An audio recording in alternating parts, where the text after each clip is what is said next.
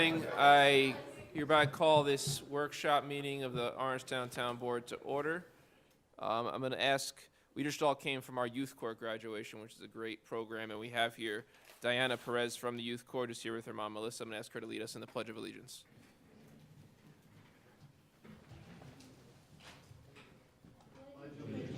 To the flag of the United States of America, and to the republic for which it stands, one nation, under God, indivisible, with liberty and justice for all. Thank you, Diana. Could the town clerk please call the roll? Councilman Troy? Present. Councilman Divney? Here. Councilman Valentine? Here. Councilman Batari? Here. And Supervisor Day. Here. Thank you very much, Charlotte. So there's a good amount of announcements. There's a couple of presentations, and then we have just our regular workshop meeting. So first off, from March 8th to 14th is National Catholic Sisters Week, and we'll be honoring the Dominican Sisters of Blauvelt and the Dominican Sisters of Sparkill with proclamations at their March 8th luncheon. So that's a very worthy cause indeed. Then March 13th, a week from today, we have our public hearing for the Orangeburg Commons mixed-use zoning application. That will start at 8 p.m. off a 7:30 start time for the town board meeting. And following that, on the same day, we'll have a public hearing at 8:15 p.m. regarding bond issuance for improvement and increase of sewer facilities. And then again on March 13th at 8:25 p.m., we'll have another public hearing for removing of property from a hoarder's property in Pearl River. That's again, this is all a week from today, 8:25 p.m., 3 in a row. We are also having a paper shredding event on April 7th of this following month, from 8 a.m. to 12 p.m. That'll be here at Orangetown Town Hall. You can go ahead and bring anything you need, personal things that have personal data you don't want to just throw out in the recycling. You can bring in, we'll shred it, and you can also bring non-perishable food donations for local pantries, and that'll actually make it free. So you bring the food, you get the free shredding. It's a nice trade, helps out people in need. Continuation of public hearing for our proposed local law regarding devices in public rights of ways. That'll be on April 10th at 8:15 p.m. at our town board meeting. And another continuation of another public hearing on April 10th regarding our changed performance standards for odor and particulate matter in the air. That'll be April 10th, 8:25 p.m. That's the continuations of two public hearings we had because we had comments on the previous ones. Also, tomorrow with the coming snow, the ZBA meeting that was scheduled for 7 p.m. is rescheduled for the following day at 7 p.m. for Thursday. And the planning board meeting originally scheduled for 9:30 a.m. tomorrow is now scheduled for 9:30 a.m. on Friday. Finally, before our presentations, we have a nice win by our Orangetown Highway Department. They won the National Safe and Sustainable Snow Fighting Award from the SALT Institute for their continued excellence in environmental management in the storage of winter road salt for the 24th time. 24 times, wow, that's actually incredible. Only a handful of local agencies in the U.S. receive this recognition, so please join me in a round of applause for our Highway Department and Jim Dean, our Highway Superintendent. Stand up, Jim, stand up, stand up, there he is. It's not a coincidence we won that award with him there. Okay, so we have a few presentations and proclamations today. This month is a very important month for several different things. We have, March is actually also Women's History Month, so here in Orangetown we are proclaiming that officially. So I'm going to read a proclamation, and we're going to proclaim it in honor of our own museum director, Mary Cardenas, who does an incredible job for us here in Orangetown in preserving our rich history. You know, before I read the proclamation, Orangetown's motto is rich in history, and if there's one role in this town that makes sure that we live up to that standard, it's Mary, and she does an incredible job for us with it. So thank you very much, Mary, for everything you do. So let me read a little bit of this proclamation. Whereas women of every race, class, and ethnic background have made historic contributions to the growth and strength of our nation in countless recorded and unrecorded ways. And whereas American women have played and continue to play a critical economic, cultural, and social role in every sphere of the life of the nation by constituting a significant portion of the labor force working inside and outside the home. Whereas American women have played a unique role throughout history of providing the majority of the volunteer labor force of the nation. Whereas American women were particularly important in the establishment of early charitable, philanthropic, and cultural institutions. Whereas American women of every race, class, and ethnic background served as early leaders in the forefront of every major social change movement. Whereas American women have served our country courageously in the military and armed forces. Whereas American women have been leaders not only in securing their own rights of suffrage and equal opportunity, but also in the abolitionist movement, the emancipation movement, the industrial labor movement, the civil rights movement, and other movements, especially the peace movement, which create a more fair and just society for all. And whereas we remain committed to achieving equality for women and to ensuring their rights, freedoms, economic strength, and opportunities for advancement in the workforce, as we remember women of past and present who influenced, thrived, and succeeded in all areas of personal endeavor, we proudly join to recognize the many who have made historic contributions to our town, our county, our state, and our nation in countless recorded and unrecorded ways. So now, therefore, be it hereby resolved by the members of the Council of the Town of Orangetown assembled that March 2018 is designated Women's History Month in the Town of Orangetown. Mary, if you please come up and just accept this proclamation in honor of Women's History Month.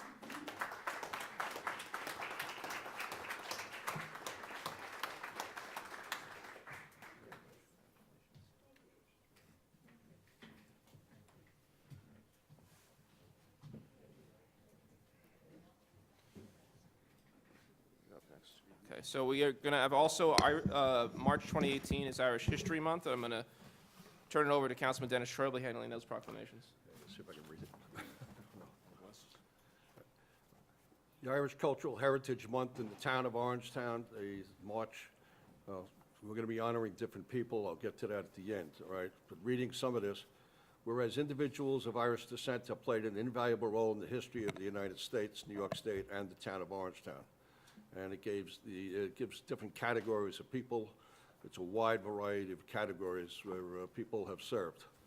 Whereas Irish Americans were among the early settlers of Orangetown, bringing their skills as carpenters, farmers, and many immigrants from Ireland continue to arrive in Orangetown and make their homes in every hamlet in the town. Irish American organizations such as the Gaelic Athletic Association, the Irish Cultural Society, the Ancient Order of Hibernians have greatly contributed to the cultural life in Orangetown and Rockland. Irish Americans have influenced and served the town of Orangetown government as town supervisors, town board members, town employees, land use board members, and as committee volunteers.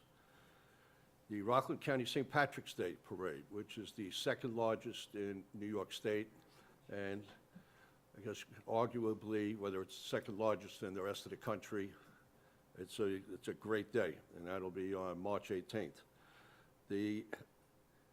This has been in Pearl River since 1974 to honor and celebrate Irish heritage and culture. Therefore, be resolved that this town board declares March 2018 to be Irish Cultural Heritage Month in the town of Orangetown. And what we're recognizing here is John McGowan, who is president of the Ancient Order of Hibernians for Rockland County. We have another one for Dermot Moore, who is the president of AOH Division 3 in Pearl River, which is the largest organization in the Ancient Order of Hibernians in the United States, with between 700 and 800 members. And then also the parade commander this year, who's not here tonight, mainly because he's 94 years old, but the parade commander this year is Francis Duffy, who is a much decorated Marine who served in the Pacific Theater and specifically injured at Iwo Jima. And this year he is the parade commander. He'll be driven by Frank McDonough, and he has participated in the parade for the last number of years, and he's just one of our great treasures here in the town. So Dermot and John, if you'd come up, and Joan Moore representing Frank McDonough.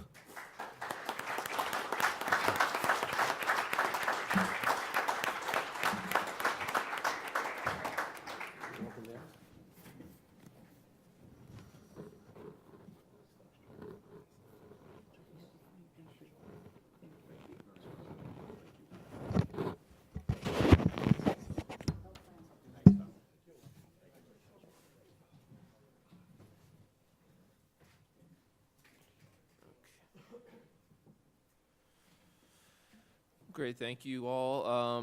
So moving on, we have a couple of presentations regarding requests for our approval regarding Girl Scout and Cub Scout, or I'm sorry, Boy Scout projects. So is Alexa Warren here?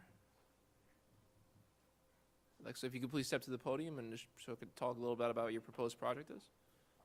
Hi. So, as we've done in the past, whenever we have a, whether it's an Eagle Scout or a Silver Award candidate project being proposed to us, we like to bring those candidates in give them an opportunity to speak directly to the board as part of that experience, propose their project, answer any questions that you folks might have. I will try to talk into the microphone, sure, allow them to answer any questions you folks might have. So here is Alexa Warren, who's proposing to install a mini library at Veterans Memorial Park.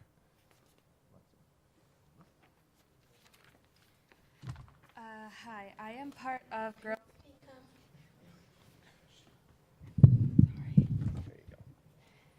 Hi, I am part of Girl Scout Troop 40493, and I want to put a mini library in Veterans Park. A mini library is a mini house of a sort with two shelves that are used to store books. It has a plastic case on the front of it to protect it from all of the elements.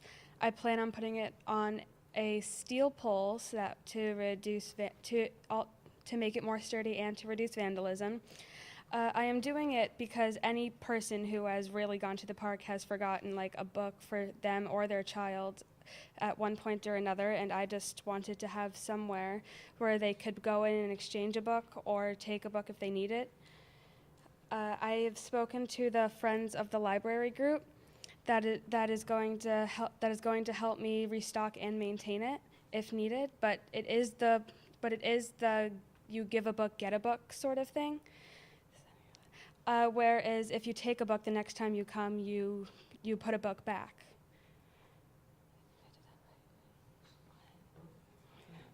Any questions? No? All right. So I'll get to closer to the microphone this time. So next up, we have Christopher Pagliaroli. He is an Eagle Scout candidate, and he is interested in doing some work down at Spark Hill Memorial Park on the Veterans Memorial. So if Christopher would like to come up.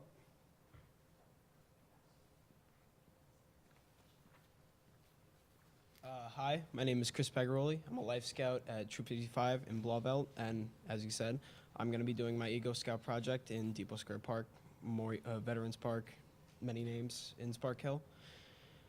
Over the years, the park has gone down. A lot of things have happened to it. Some things I want to do, the podium, also the World War II monument, the stairs going up to it, both stairs are off of the foundation itself, so I'm going to re-platform those, put them back on, connect them. The mortars at the top are old, very old. They are rusted through. You can poke your finger through it. So replace those. I'm going to clean up the memorial itself because it's dirty. The World War I monument, I'm going to remove the plants that were there and replace it with perennials. And at the Korean and Vietnam Memorial, I'm going to replant the bricks around it because they were not put in correctly. And I think that's it. Very good. Thank you. Okay, thank you. Thank you. Great, thank you very much. Those are two definitely very worthy projects. Okay, so moving on, we have, we're hearing tonight a petition for zone change for Town Plaza 2. Do we have a representative from that organization here? Thank you.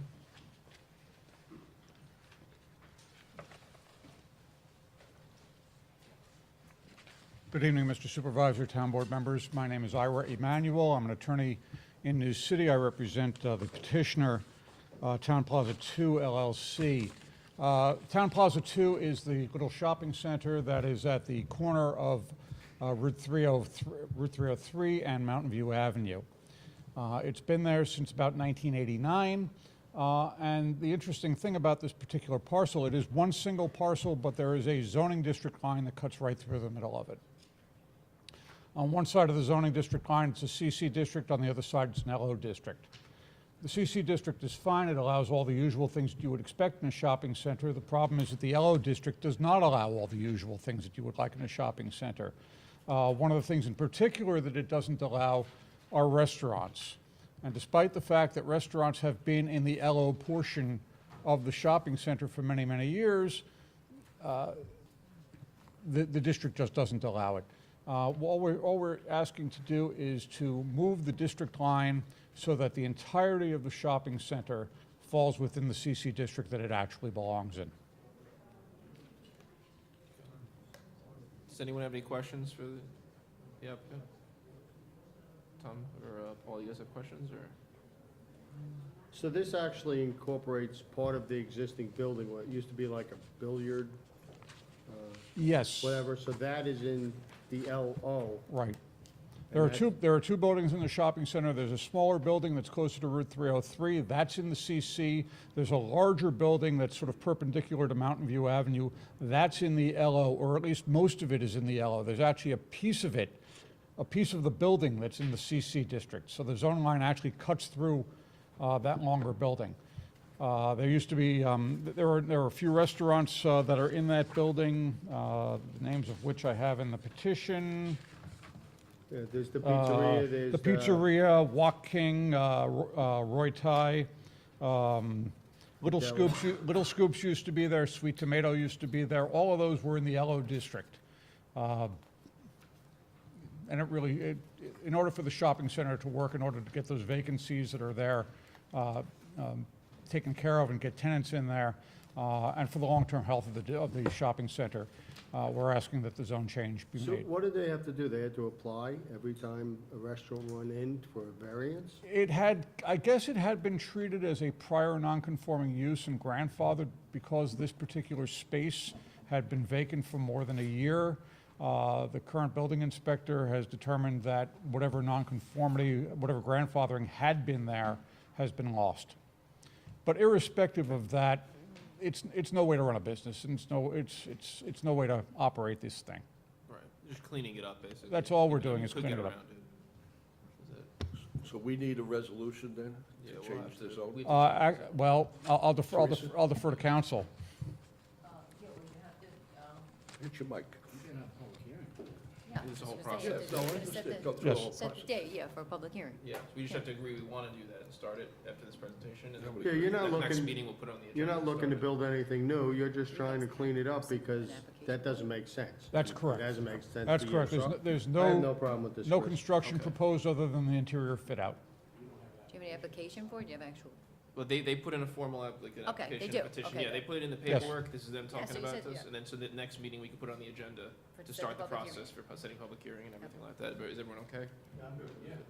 All right, Look at it before I say I'm fair enough. okay.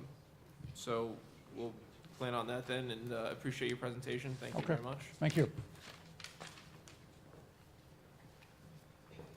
Okay, we have a similar, we have several different things going on in Orangetown. We keep running into these zones that are kind of overlapping odd spots or been grandfathered in or have exemptions. So we have another presentation. This is one, the Town Plaza, where we had a industrial on a commercial, and now this is another one.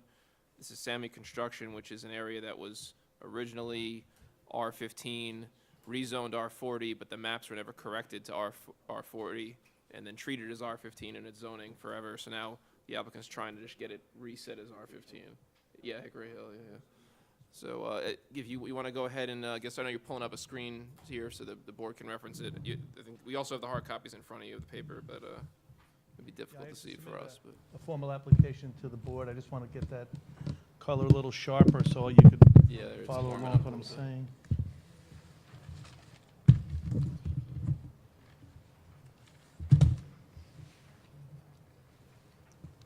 Yeah, it's starting to clarify. I represent the applicant in this petition, Sami Mahate. He purchased a lot in town back in 2015. When he purchased the lot, it was represented on all the town maps to be an R15 district. What he didn't know, he purchased actually this lot here, this lot right there. That's 70 Hickory Hill Road. In 1969 to 1991, this entire area outlined in blue here was R15. This area here is still R15. This area here is still for R15. In June 1991, the town board passed a zone change. But in the ensuing 27 years, they never updated the official maps, including the one that was done in 2006 and 2011. They classified this entire area still as all R15. It was so confusing that of the lots included in there, 42 lots included in this area, of the 42 lots that were included in the area, let's see, 28 of them have received certificate occupancies, multiples, some of them multiple certificate occupancies based upon the R15. 6 of them were done in 2016. Correction, 2 were done in 2016, 6 were done in 2015, of all treating these properties as R15. You can see faintly the green lines here. Each one of those green lines represents somebody who received a building permit or a certificate of occupancy as an R15, although technically they would be in the R40 district. When this was originally proposed, there was 42 lots in this area, inside this blue line. Of those 42 lots, 2 dissect part R15 and part R40. This one here, Sammy's lot is one, and this lot is the other one. Of the 42 lots, 13 lots were excluded. Just want to make sure I get these right. 13 lots were excluded in the final resolution, although on the official map, in the final resolution, they were excluded. This being one of them, these here being the others excluded. These lots here, all excluded from it. So of the original 42, only 13 remained in the R15 district.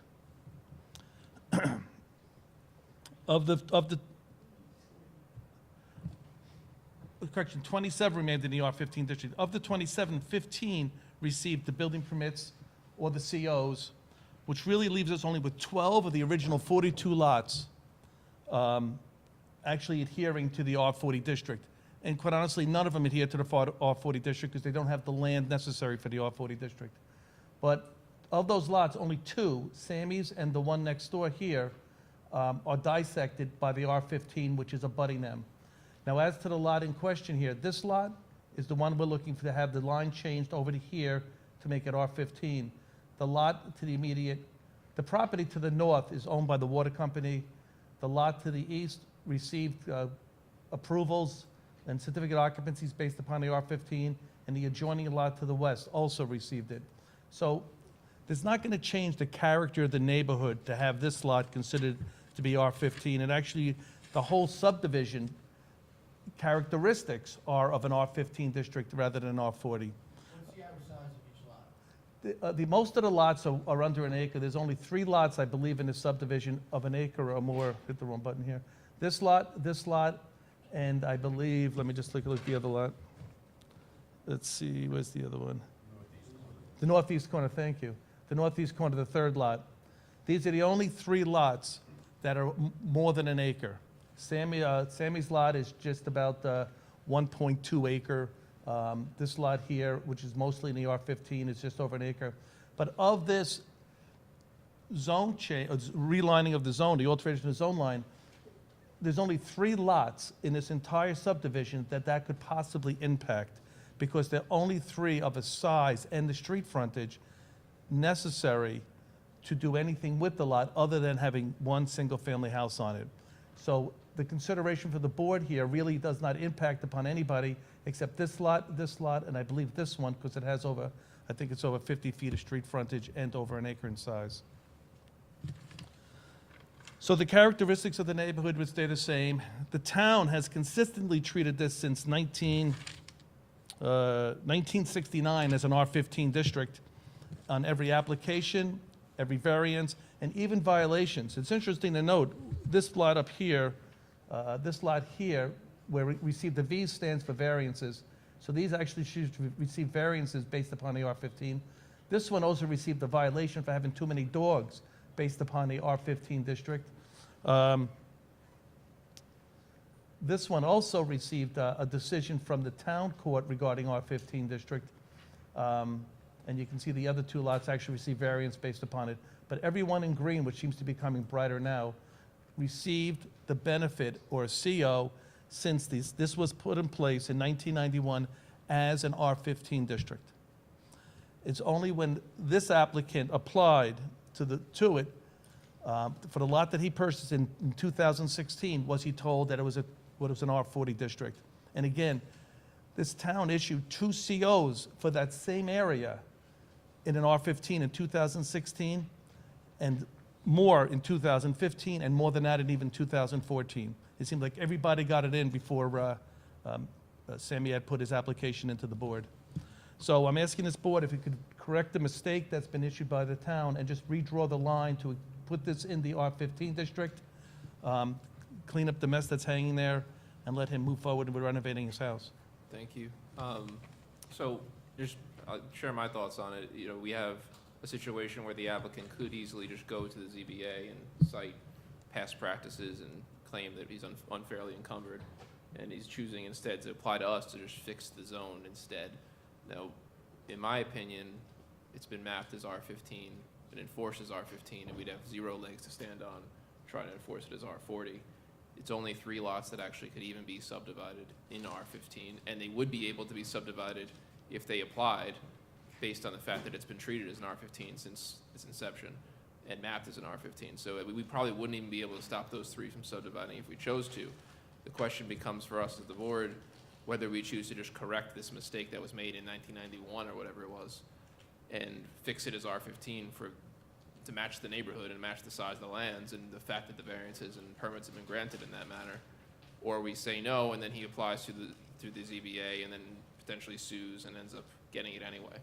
So that's how I feel about it. I don't know if anyone has any other thoughts or questions, but it seems like it's just a sort of a comedy of errors that got us to this point, and we kind of have to either clean it up or put it on at one guy who's going to have to fight it in court for no reason and then win and deal with it that way.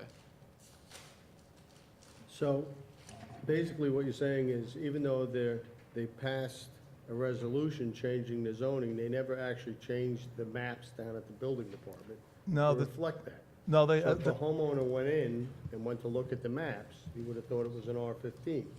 So I think, you know, that's being unduly unfair to this one individual. it's not even the homeowners, professionals, engineers, architects, land surveyors, even an attorney who lives in this neighborhood represented somebody to get the benefit of an R15. I mean, if it's on the official maps that the town is using, I'm not sure. I agree with you, Chris. I think that he would end up winning in the long run anyways, so I think we should be fair and reasonable with that gentleman. Any other thoughts on the matter, guys? So again, this will come through the board? Yes. Same process. We'd have to have the public hearing. And we'd have to have the process. because I know that there were some people there that are not in Yes. favor of this. Yeah, and I'm aware of that too. Yeah, There's no definitely some objections. locals that are concerned. I think part of it is a belief that there will be a major impact in terms of subdivisions. Yeah. But factually, that's just not going to be the case. And so, We're gonna have a public hearing. right, and we'll have a public hearing, everything, yeah, yeah. So is the question basically is if we want to start the process of holding public hearings, and if everyone just sort of nods in agreement on it, we'll just put it on the agenda for next, and we know what we're talking about when the public hearings go. No, I think we have, you know, we should hear from the public before we make our decision, but we should Yeah. move it forward so we Right. can hear from the public. Exactly, exactly. So any other thoughts on it, Tom or Jerry? Of course. Jerry, you want anything you want to add, or? Okay, all right, so what we'll do is, we'll move the process forward, and we'll obviously, we haven't made a decision yet because the public hearing has to be had, but we'll move you forward. I know you've been sitting for a long time. That's the other thing, these folks have been sitting, waiting for this since midway into last year with Andy Stewart's administration, so I want to at least get an answer to them. So we'll start the process and see where it goes, and, hopefully we end up moving forward. Thank you very much for your time. Thank you very much. Okay. Now we're also quickly going to have an update for the board from our assessor, Brian Kenny, particularly focusing on our school tax equalization rate, but also there's another matter that we were going to bring up with him. I forget what it was, but I don't know if maybe I'm misthinking it. Brian, the floor is yours. Good evening.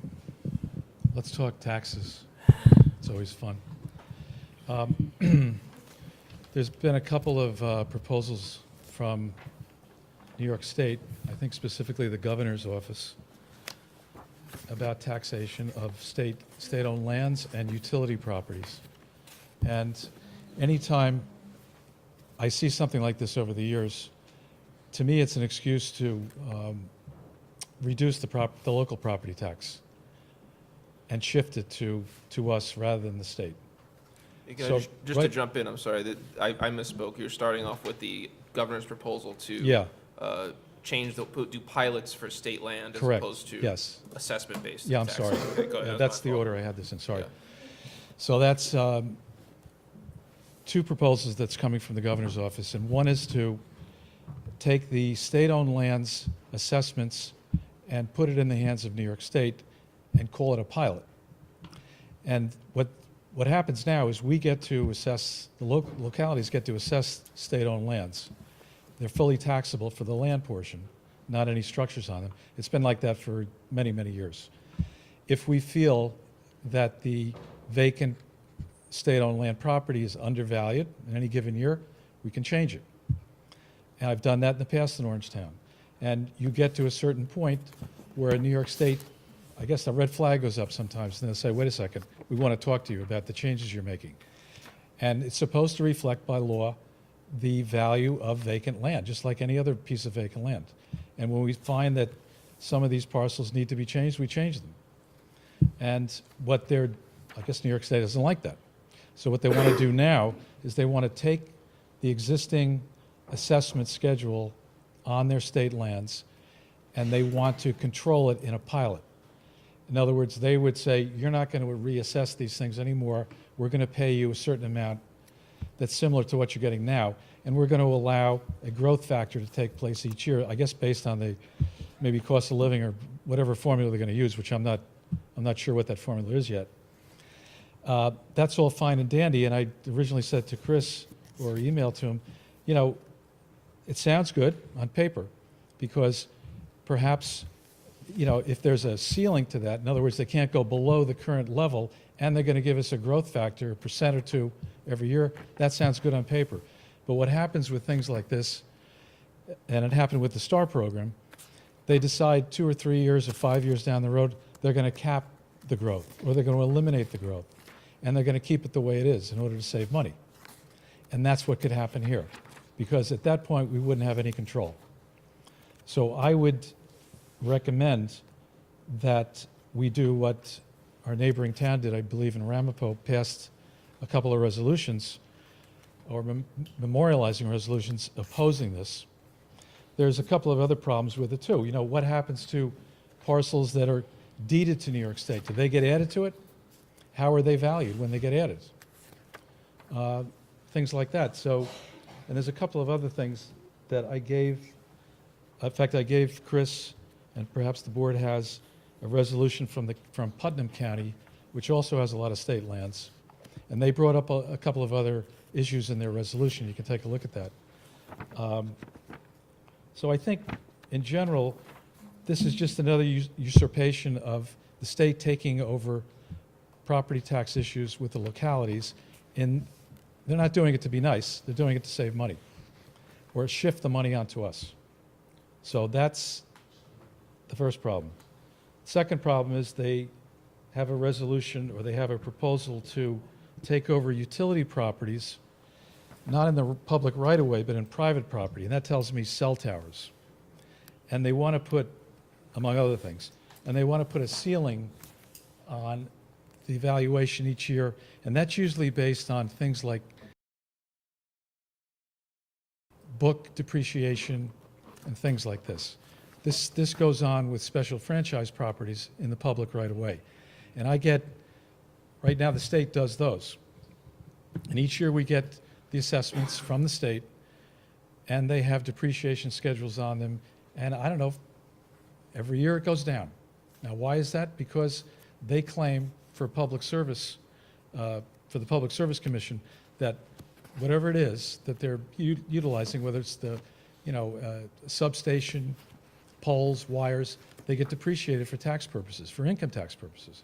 So they use that same formulas for property tax, even though we know that that item has to be in 100% working order, or else you wouldn't get electricity. So that's the problem. So if they're going to do that with utility issues and poles and wires and cell towers and private property, we're going to see the same thing. And we're going to see values go down as the years go by. I would oppose that as well. There is a resolution also from Ramapo on that they passed, that Chris showed me. So that's those two items. Do you have any questions on that Questions? at all? Yeah, so what we'll do is we'll take that memorializing resolution, throw it on the agenda, and just adapt it for our town. Yeah. Just a few word changes, and then pass it on to the state. Yeah, again, it sounds good on paper, and, you know, initially when I first saw it, it sounded like a great deal, but it's not so great in the end, or else they wouldn't be doing it. Why would they do it? That's the reason. Beware Cuomo's bearing gifts. Yeah, yep. The other thing is this, as we talked about last year, and we were somewhat successful with equalization, the base proportion shift specifically for Nanuet schools, and no sooner does you know, the taxes get paid, now we're back to square one. So it's starting over again. The state has issued tentative equalization that would be used in Nanuet school formulas.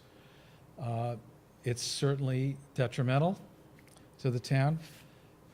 We have challenged that. I've met with them, with our consultant as well, and we have succeeded in getting a 2% increase to our benefit already. But we're looking for more than that. So we're continuing that. We're having a presentation to them. We're going to give them some commercial valuation information so they can, you know, make a change perhaps. They have a trending formula that they use. And for instance, it seems ludicrous to me. They're saying commercial properties have trended 8% in 1 year. And that's impossible. All right, that did not happen. In a good year, maybe 2 or 3%, in a really good year. So we're challenging that whole idea. If we were able to change their minds, then that's going to help us with the equalization, and it's going to help us with the Nanuet taxes. I believe we are seeing a bit of a advantage as compared to last year already in Nanuet. I was over there this morning, in fact, talking to the finance person, and we're going through some formulas, and I'll keep you updated on what's going on. So we're working on it, and we're trying to equalize these taxes as best we can with the other towns, which is Clarkstown, both for Nanuet and Nyack. So I'll keep you updated. As I said, we were somewhat successful last year when we were going to see a huge increase in Nanuet taxes, and we basically cut it in half. It was still an increase. And you know what? When the IRG property was, or the Pfizer property was purchased by IRG, one of the things that we hoped would happen would be a redevelopment of that property, which up to now really hasn't happened. And I know Chris has had some thoughts about that.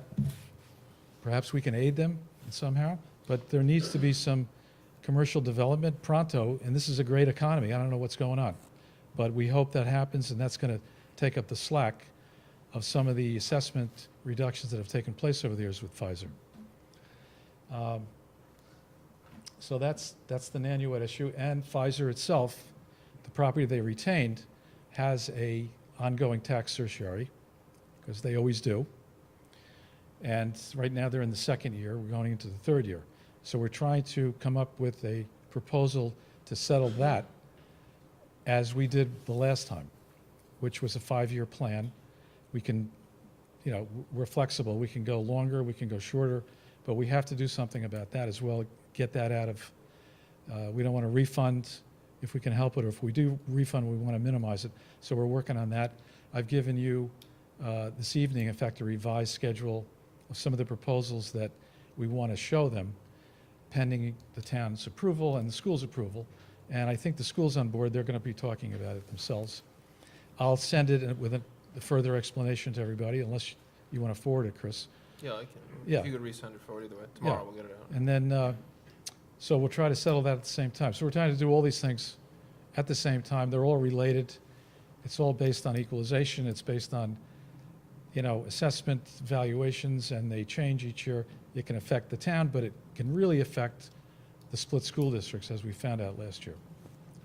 So that's what we're doing. I know it's a little, you don't do this every day, and you hear about this kind of stuff. It's hard to put your head around it, but I'd be happy to explain it if you want, if you want to have a little tax seminar. But I'll try to do the best I can in plain English as to what we're trying to do, and I'll show you some of the figures that we're coming up with. And that's basically it. So Great. So basically, Brian's trying all the technical ways to stop this, and meanwhile, we're trying to get the state to pass 2 laws that will help us on the equalization rate shift and on the base proportion shift for the town, so between the homestead and non-homestead. So far, they're being received well in Albany. The question will be whether it happens, so we have to prepare, which Brian's doing. right. And yeah, he just said that to me, later in the early evening, so we'll make sure we get that document out to the rest of you guys, and we can take a look at it and see what we think about. So we're attacking these problems from a lot of different Right. angles. So hopefully they'll come together and we'll be able to. That's the trick, and I appreciate all your hard work with it, You're Brian. welcome. Anyone have any questions? Brian, one for quick question. Yeah. Is there, it seems to be that this is going to be like the never-ending story. So is there any fix to where something stabilizes Well, I think permanently? there's no fix permanently, but I think this equalization and base proportion shift legislation might solve most of the problem. The only other way to solve a problem with split school districts is to have the districts join one another, or have the Nanuet part join Pearl River. In other words, change school lines. That's very unlikely. But if we can mitigate shifts from one year to the next, or minimize them, it essentially solves most of the problem. Some years the shift is to our advantage as well. So it goes back and forth. Last year was really bad. And I'm finding that tentative numbers now shows a slight shift towards Clarkstown for this coming year already. But nevertheless, it's not fair, and it's not something that we can plan on, and the school district has a problem with that. But because they don't want to overtax one part of their district at the expense of another. So I think everybody would agree that this should be flattened out as much as possible. Legislation will help, but I think until that happens, or we see the results of that, we're going to have to keep doing this. Okay, thank you. Okay. Okay, thank you. Thank you. Thank you very much, Brian. Okay, moving on, that's it for our presentations. You have in your packet, behind the, for the board, behind the agenda, that I guess right after the Eagle Scout project, there's a letter we got. This came in today, otherwise, I know it's dated February 20th, the email came in today to me. Basically, what's happening is, with the O&R rate case, Howie Phillips, the supervisor of Haverstraw, has engaged with an attorney who has proposed, and this has been done in the past apparently, to represent Haverstraw and/or multiple towns within Rockland County before the Public Service Commission to fight the rate increase. Basically, I just kind of want to see, before we pass anything, the total cost of the town, based on the estimates this attorney's given, would be somewhere around, let's call it $5,000 to $12,000, depending on how it would be divided. The proposal that the supervisor discussed was to divide it based on proportional size of the town. So based on his estimates and our size, we're talking about not much money. It would allow basically us to have representation before the commission and fight the rate increases. The big issue is that, per our memorializing resolution we passed, they're not passing on the tax savings from the federal tax law whatsoever to the customers, which is kind of, you're going to raise the rates and then also take more money for your pocket. And there's an analysis here in this letter. So I'm not necessarily asking for a decision as to whether we're all okay with putting a resolution on to do this, but just sort of any questions or thoughts you have, and then we can move to that step if there's no, hard no's from the discussion, I guess. But Done it in anyone the have any past. thoughts on it? We've done it in the past. I'm Yeah, not exactly, gonna do yeah. it. So you're okay with kind of moving it forward a little bit, or? Should get an opinion from the attorney. Yeah, of course, yeah, we'll circulate. I don't think you were on the email, so I'll send it to our town attorney and see what they think about the proposal and about the chances and the costs and such. Okay, great. Moving on. All right, now we're on to the start of the agenda items. The first several, normally we don't do voting at workshop meetings. However, there were a few oversights in our last meeting where we did appointments for boards and committees, so we're going to actually have a few votes. This is correcting a couple things that were left off, and then we have a couple of extra folks to fill out terms that we didn't have at the time that now we can add on. We want to start them right away rather than waiting another month, or another week, sorry. So first, we have a resolution to appoint and reappoint the Substance Abuse Committee with Councilman Troy as liaison. Do we have a motion on that one? Councilman Troy, is there a second? I'll second. Councilman Valentine, all in favor? Aye. All right. Next, resolution to appoint Katie Beckman a member of ACABOR for a 3-year term. Is there a motion? I'll make a motion. Councilman Valentine, a second. Troy, all in favor? Aye. All right. Resolution to appoint Maria Gagliardi on the Orangetown Environmental Committee for a 1-year term. Motion? Tom, and a second. Jerry, all in favor? Aye. Then a motion to rescind resolution number 89, appointing Wayne Garrison to the Historic Areas Review Board. We over-appointed that board, unfortunately, but we've spoken to Mr. Garrison. I will move that. I'll take the lead. Is there a second? Second. Tom, all in favor? Aye. All right. And we have a resolution to appoint Nanette Albanese to a member of the Board of Assessment Review to fill an unexpired term of Matt Reed, who resigned. Is there a motion? Councilman Troy, second. I'll second. Councilman Valentine, all in favor? Aye. Resolution to appoint Roger Pellegrini, member of the Board of Assessment Review for a 3-year term. This was a vacant slot. Moved. Councilman Divney, second. Councilman Troy, all in favor? Aye. All right. Now we have another couple of corrective resolutions. We already corrected the resolution that was passed in December for the High Tour Animal Care Center. Now we're re-correcting it because they changed the cost lower. Good. And they gave us a board seat, non-voting. Okay. We were the only town that passed the original one. That's why we keep correcting. The other towns fought, and it worked out for us. So is there a motion? We have a motion for rescind resolution number 43 of 2018, which was the last time we approved the High Tour Animal Care Center intermunicipal agreement. Councilman Batari, is there a second? Councilman Valentine, all in favor? Aye. And then the resolution to approve the intermunicipal agreement, again, which is just less money and we get a board seat. Is there a motion for that one? Yeah, I'll make Councilman Valentine, second. Councilman Batari, all in favor? it. Aye. Okay, good. We're saving money already. We have a resolution. This is now we're back to discussion items of resolutions that will be appearing on our next town board regularly scheduled meeting next week. This is to set date for public hearing for petition for zone change for Town Plaza 2. That's what we just discussed regarding the industrial zone part. And I think we all generally agree that we will move forward with it and see what happens from the public hearing process. So that's also what follows in 11 and what follows in 12. I'm sorry, no, that's 11. And then 11 stops. And then we move on to 12 is related to bond stuff, and we have several different bond ones. These were workshopped a workshop ago and then came up in the last one for vote. Weren't ready to move it forward quite yet, so now we're workshopping it again, and we will have it up for potential vote in the next meeting. These are based on bond requests that were put in September. And that's if you keep going for 14, it's another proposed one.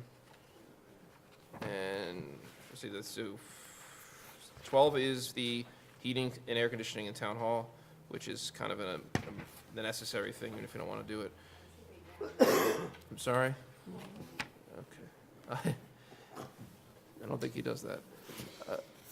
Then we have a proposed resolution for playground improvements and then for road resurfacing. I keep hitting this microphone. Traffic signals,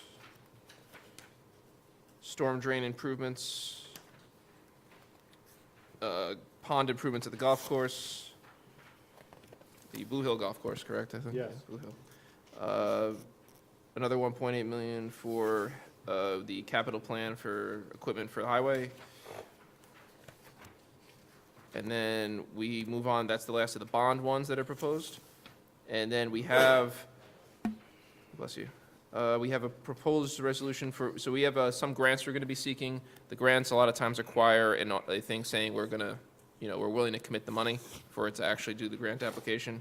So we are seeking a grant application for the telemetry upgrade for a clean water grant. We're trying to get stuff that we otherwise would be paying for out of our pockets, paid for out of the broader pockets of the people of New York State. Does anyone have any questions or comments about these? This one, there's that, there's the chlorine limit. These are things that we're bonded for, or we're going to be bonded for. and we're trying to seek out the grant money because they're necessary anyway. We'd rather not have to pay for it with bonding. So there's that. Is the telemetry, then there's, Jeff, you want to go through this part with the grants? Since it's probably best for you to be the expert on scene here. So these items are included in the bond as well. Right. But EFC wanted to, or required that we have a board resolution saying that the board is willing to pay for these things. So, you know, the 25% grant is just a grant. And I have the full amount for both the telemetry and the chlorine repairs in the bond as well, but we would lower that, you know, upon issue, assuming we get the grant. And so that's what they required. That was why the proposals last year were not approved, because it did not have the source of funding in there, and they specifically needed that in there. So Amanda and I called EFC specifically to get what they wanted, and this is the format that they need. Yeah, that's an important point. These were, the chlorine and the telemetry were applied for. Literally, the only reason they were denied is because this resolution wasn't passed at the time, which is, you know, we can undo that, and hopefully it meets the same standard. And it is in the bond, you're right. Yeah. Okay, so that's the chlorine is that one, and then we have more stuff related to chlorination, SCADA equipment. This is all related resolutions to that. Related resolutions to issuing bond public hearings for the sewer facilities, and then approving the sewer facilities. We're on 26 now.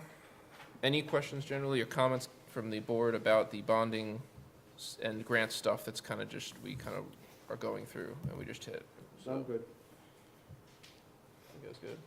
I don't want to change subjects until we've addressed the subject. Okay. The next one, next week we will be, we don't really have to, this is what's going to be there to open the public hearing. So we got junk proposal. So you know what's on the agenda. Town attorney. So then we have a setting a public hearing under 29 for the daycare application for Orangeburg Commons. They presented in the past to the board back last year. So what we'll be doing is setting a public hearing next week for April 10th for that proposal to start the process on them and see what people think about it. And that's also what 30 is, and 31 are all related to that subject. And 32 is a placeholder for approve, deny. Then 33, we will have, as you know, we all decided we're going to be trying to get it. We're going to be creating a alternate slot on the planning board to try to deal with any potential conflicts of interest or things that might occur that sort of force someone to not be there. We have one already on the ZBA. Next week, we would be starting the process of starting the public hearing to change the local law for the planning board. We have to add the alternate. Rob, yeah, you want to go ahead and start on that? Yeah. Well, we're just going to ask you to vote on 34 about declaring lead agency, so that will... Run concurrent, yeah. Right. Well, if we do it tonight, this way, at April 10th, you can vote on the law. Okay, good. right, That makes sense. Make a motion on number 34. All right, Councilman Divney with a motion. Is there a second? Councilman Troy, all in favor? Aye. All right, great. Thank you for that reminder. I would have blown right by it if you didn't say something. All right, and then, so that way we can vote on the day of that hearing. 35, we're going to be approving the agreement with Candle that we have every year related to drug abuse and prevention awareness programs, unless people have objections to that. And then Town Attorney Demi Cerviera, sewer, this is just sewer registration certificates. We've passed a few of these already. Moving on again to the next page, 37.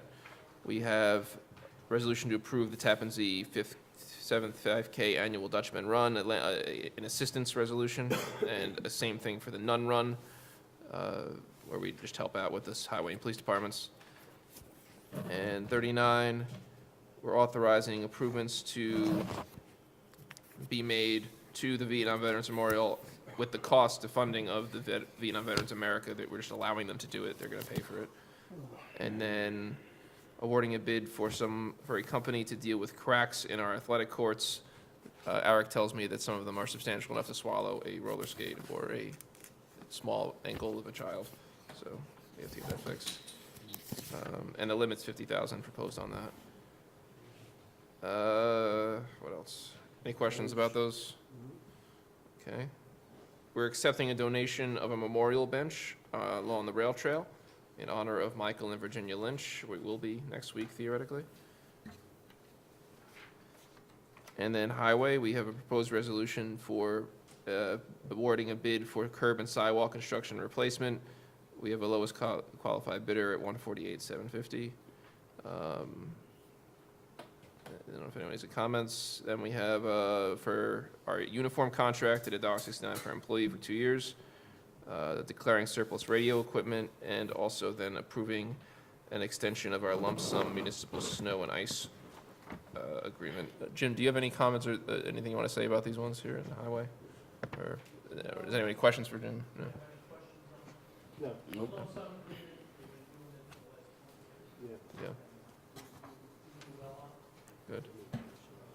All right, great. And then also we will be accepting the resignation of one of the highway employees as well next week. All right. Does anyone have any other new business or items they want to bring up? And if you guys are interested, we can go into an executive session to discuss personnel regarding the resumes we have for deputy town attorneys, if you want to do that tonight. And then we can make a Let's do that. plan on when we can do interviews on who we go through. Does that make sense? That makes sense. Okay. So I will, does anyone want to offer the motion in adjournment in honor of these two folks? Or? Steve Davin, he's the brother of Lieutenant Mike Davin. Okay. Steve. Steve. Stephen down.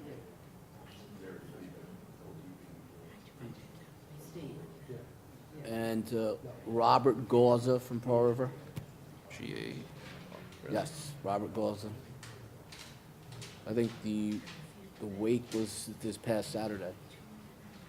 Okay, so we have several, I guess untimely passings that we want to honor in our adjournment. So I'm going to make a motion that we move to executive session to discuss matters of specific personnel and immediately adjourn in memory of Clyde Roberts, husband of retired Pearl River School District Athletic Office Secretary Carmen Roberts, in further honor of Richard Smith.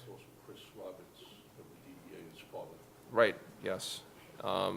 Richard Smith, retired Orangetown Police Sergeant, husband of Judy Smith, who's one of our employees here in Parks and Rec.